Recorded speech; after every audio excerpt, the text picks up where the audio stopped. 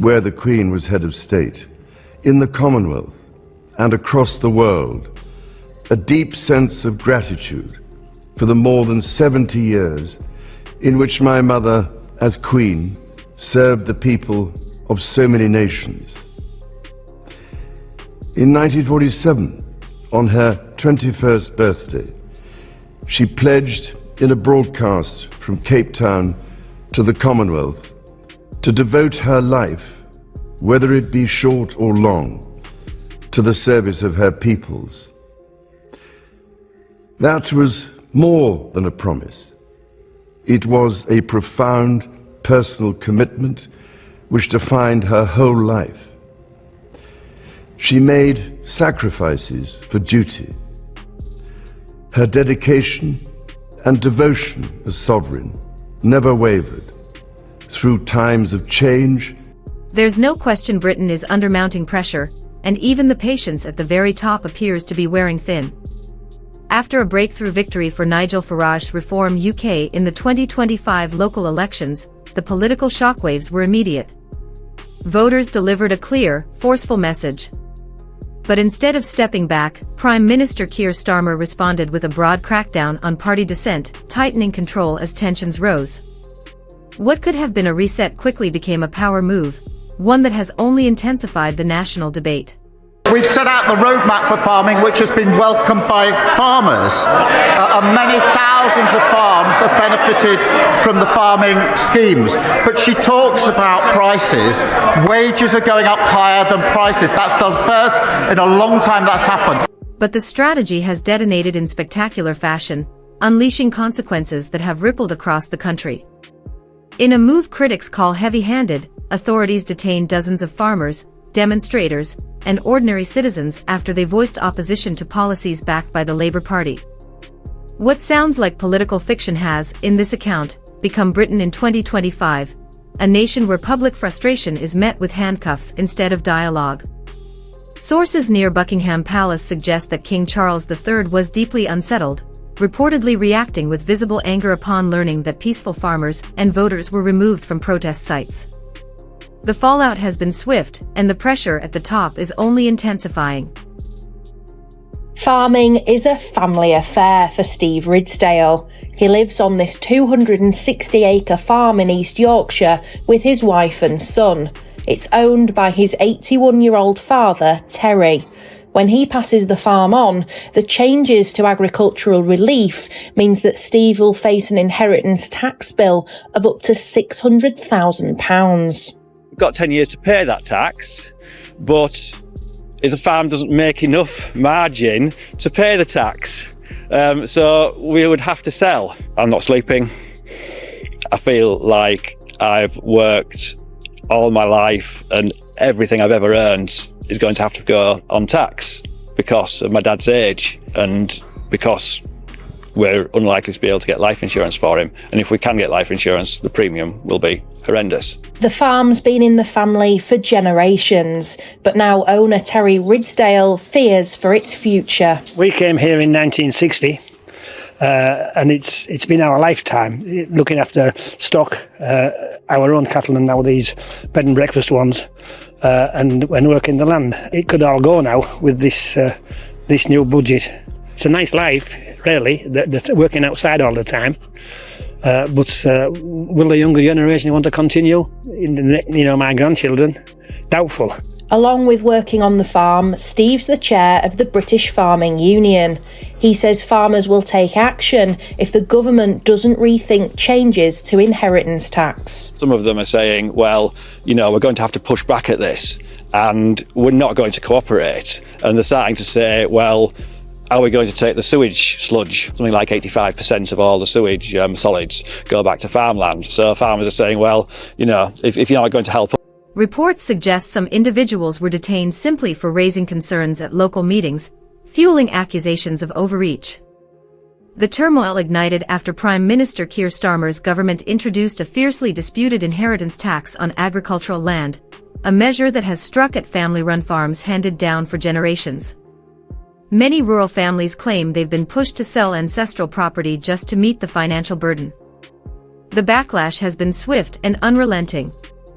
Mass demonstrations flared across Kent, Lincolnshire, and Tyneside as tractor convoys clogged major roads, livestock markets shut their gates, and open fields turned into protest encampments. Thousands gathered with one clear demand: to be heard before irreversible damage is done. It's a disgrace, an absolute disgrace, that this man stood in the NFU conference and said he was going to protect family farms. That's what he said. That's what he said, and I'll tell you, we in Wales have had 25 years of labour as a farmer. We're on our knees. That's why we're out protesting. That's why we're out in them docks. And when people ask you that question, you tell them, we fed this country affordably, seasonally, and healthily since day dot. These buildings and these people wouldn't be here without us. They destroyed everything. Do not let them destroy our industry. We're proud, we're hardworking, and we pay our taxes, and we have done across the board. They don't understand that people are not making a profit. Stop paying the taxes. We are not going to pay the inheritance tax. Listen to the people before you go cold and hungry, and it will happen. Food inflation, food shortages, and the poorer people in society will suffer. And that's why when we go home tonight, we'll go back to working hard, to making sure there's food on them shelves. But rather than opening the door to dialogue, the government deployed police to disperse the demonstrations, and tensions escalated within hours. More than 300 people were arrested, with many still awaiting formal charges, deepening concerns about proportionality. Social media quickly flooded with emotional footage of elderly farmers, distressed parents, and young workers being escorted away in handcuffs. What began as rural unrest has now spilled into towns and cities nationwide. Voters who confronted Labour MPs over rising taxes, reduced support, and soaring energy costs at local meetings were reportedly removed by security and detained under public order powers, intensifying the sense that dissent is being met with force instead of answers. Obviously, to look at a new development, a very exciting development just outside Milton Keynes, which is going to be homes for very many people. And yes, there was a protest there, and to some extent that draws out quite an important discussion that we have to have as a country, because we passed a budget in the autumn of last year that had to do two things. The first was to stabilise and balance the books, the economy. And the second was to invest in things like our NHS and in housing. And we're seeing some early figures that are welcome. Obviously, the interest rates were cut for the third time since we've been in government last week. We've had growth figures today coming out showing growth in the economy, small but important steps. And of course, that means that mortgages will go down, and also NHS. Now the question hangs heavy in the air. What kind of government detains its own citizens for voicing dissent? Critics say it's the mark of an administration that has run out of convincing answers. As frustration deepens and trust erodes, the political temperature continues to rise. And if briefings circulating from within Buckingham Palace are accurate, King Charles III may no longer be willing to remain a silent observer while the storm intensifies. Does not burden any soul with more than it can bear.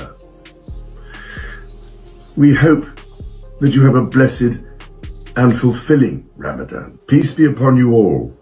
Ramadan Mubarak. As Muslims across the United Kingdom and the Commonwealth observe the beginning of the holiest of months in the Islamic calendar, the month of Ramadan, I just wanted to convey my heartfelt best wishes to you all, and to tell you just how much my wife and I are thinking of you at this special time of year. As this would have been a joyous time. Mosques would be filling with life, Muslim families would be coming together to share food and prayers, and many of them would be inviting their neighbours and friends of all faiths and none to join them. My wife and I can only offer you all our kindest and most special wishes and stress just how greatly the contribution of Muslims to the life of the United Kingdom is appreciated and valued, embodying the Ramadan spirit of charity and selflessness. As the Quran says, God does not burden any soul with more than it can bear. We hope that you have a blessed and fulfilling Ramadan. Peace be upon you all. Long regarded for his measured and diplomatic tone, King Charles III was reportedly incensed after viewing footage of a disabled veteran being escorted away by police during a protest in Yorkshire. In a private discussion with senior advisors, he is said to have struck the table and declared that this was not the nation his mother, Queen Elizabeth II, had left behind, condemning what he viewed as heavy-handed governance framed as reform. Soon afterward, during a confidential call with Prime Minister Keir Starmer, the King reportedly issued a firm warning that public patience, along with that of the Crown, was wearing thin. When a monarch feels compelled to speak in such stark terms, it signals a moment many believe has crossed a serious line. Yet Starmer has not retreated. Instead, his government has tightened protest laws, expanded digital monitoring, and released ambiguous statements hinting at further restrictions on political expression.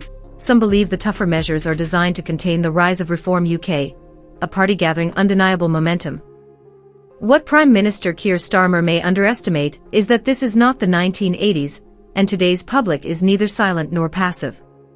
Energized by Nigel Farage, many voters now view the traditional two-party structure as distant and overbearing. Electoral gains in 10 councils, including former Labour strongholds such as Runcorn and Helsby, signal a growing appetite for disruption.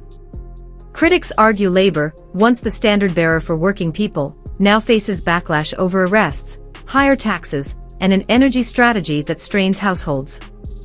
While protests and farmers' warnings are often brushed aside, Reform UK supporters insist the public is watching closely. Starmer may project control, but the pressure points are visible.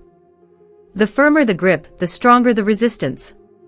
Farage has told supporters that detaining peaceful demonstrators endangers democratic norms, vowing that Reform UK will amplify public voices and confront what he calls an entrenched bureaucracy. His message is no longer confined to farmland, it's moving through towns and cities, rallying citizens who feel the system no longer speaks for them. As support for Reform UK widens, reports suggest King Charles III is carefully reflecting on his constitutional role, a development that could quietly increase pressure on Prime Minister Keir Starmer. The underlying issue is stark. Treating frustrated citizens like offenders while expecting unquestioned loyalty is a formula that cannot hold. Critics argue Starmer interpreted Labour's victory as a mandate without limits, yet public tension is climbing and even the palace is said to be uneasy. Reform UK voices warn that the strain is building fast. Meanwhile, Andrea Jenkyns has pushed back against what she calls smear tactics, defended her local record, and challenged current immigration policies, floating proposals for temporary camp-style accommodation similar to facilities used in France, a sign that the debate is only intensifying.